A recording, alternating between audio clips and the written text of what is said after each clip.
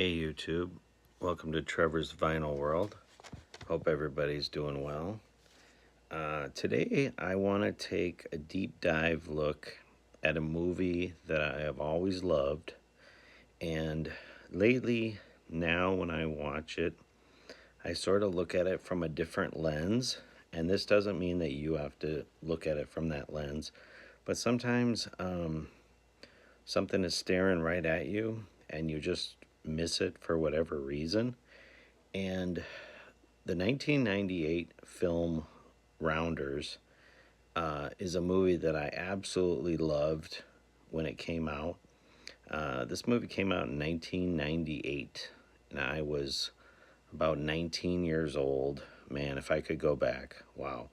Um, I was in junior college at the time, but I remember going and seeing this movie in the theater, and I want to say I went to like a theater where they were showing like movies that had already been out for a while, and then you don't pay as much. So maybe it was even almost a year later, because it was kind of like they were showing movies that had already been out for a minute. But anyways, so I'm watching this movie and just mesmerized by it.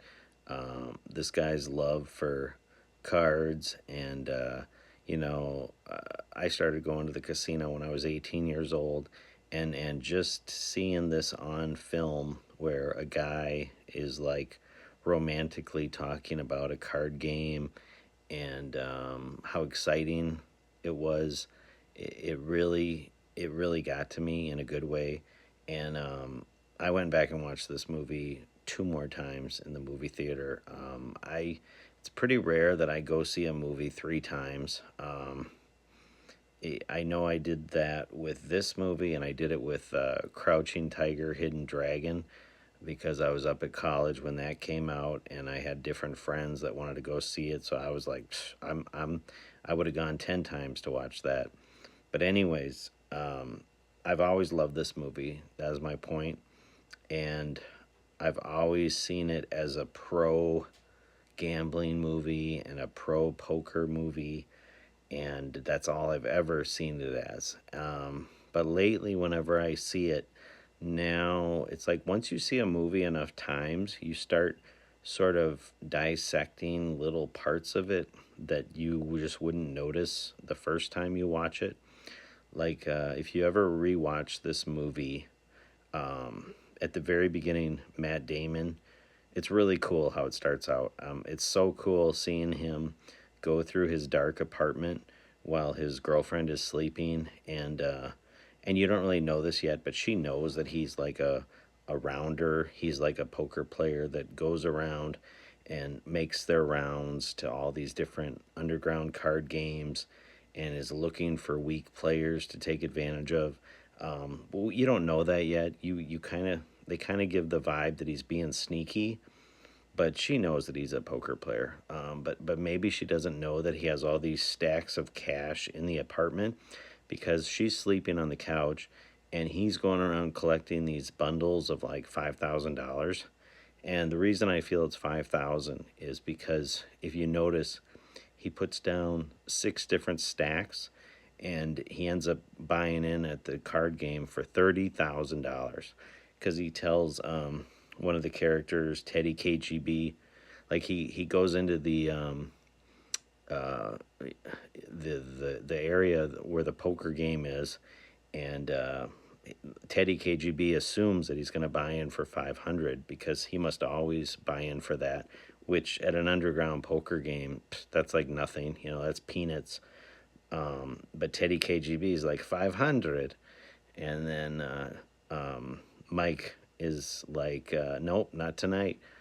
Give me three stacks of high society, and high society is $10,000. So right away, Teddy KGB is like, oh wow, he's got some money tonight. But it's just such a cool, like, it brings you into this seedy underworld, and it doesn't really, like, he explains things, but you also have to like sort of put two and two together at the same time. Um, And then basically he, there's going to be some spoilers in here, and this is going to be a 2 video thing. But if you don't want any spoilers, then don't watch this. But this movie's been out almost 30 years, so if you haven't watched it by now, you probably won't. But anyways, and I shouldn't say that, because if you're a young, 20-something-year-old gambler, maybe you've never even heard of this movie. But basically, this movie is sort of a love letter to gamblers. Um, the just the way Matt Damon's character Mike talks um, to us is he's kind of explaining everything, like justifying his actions. Um, it's just very cool. But one of the things I noticed that nobody probably notices is that the only time he kisses his girlfriend in this whole movie is at the very beginning, when he gets up and he's putting a shirt on and he's collecting his stacks of $5,000. And but before he does that, he gives her a kiss goodnight, and she's already asleep, so she doesn't even know that he kissed her. Um, but basically, that is the only time, I believe, in this movie that he kisses her. And the reason I bring that up is because a lot of people watch this movie and they don't realize that the gambling um, is one of the barriers that basically tears his relationship apart. And not only does it cause distance in his relationship with his girlfriend, but he ends up dropping out of law school. And they they try to romanticize it in a way that, like even when he talks with Martin Landau's character, um, who's Abe. Martin Landau is in a bar drinking gin, and he's just very old school guy. And he's telling, Matt Damon about how it broke his mother's heart when he left the yeshiva, and but he's just basically telling him to follow your heart. And then Matt Damon is listening because he's sort of torn with, or at a crossroads of what he's going to do with his life, because he has this skill for being a really good poker player, but he's in law school, and law school would be the safe bet, and you can always gamble later. Um, and I know poker players don't like to say gambling, but I'm sorry, you're sitting at a table with 9 people, and even if you know the math and everything, you don't always win the hands that you think you're going to win. So I would call it gambling. And I just think that this movie, it really does a good job of like romanticizing gambling. And it's not that that's a bad thing, but in a way, um, when you're young, I think like gambling is kind of a romantic thing in a way.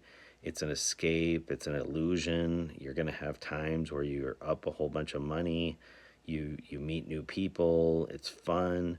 Everybody treats you nice. Like if you go to a casino, the dealers, the bartenders, they're all going to treat you, if you got money or you're tipping, they treat you like a friend. Um, it can be like very addicting.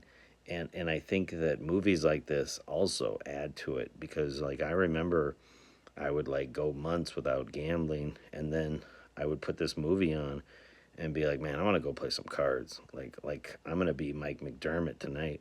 Um, and I'm sure to like non-gamblers that sounds kind of stupid, but I definitely think it's like just something to think about.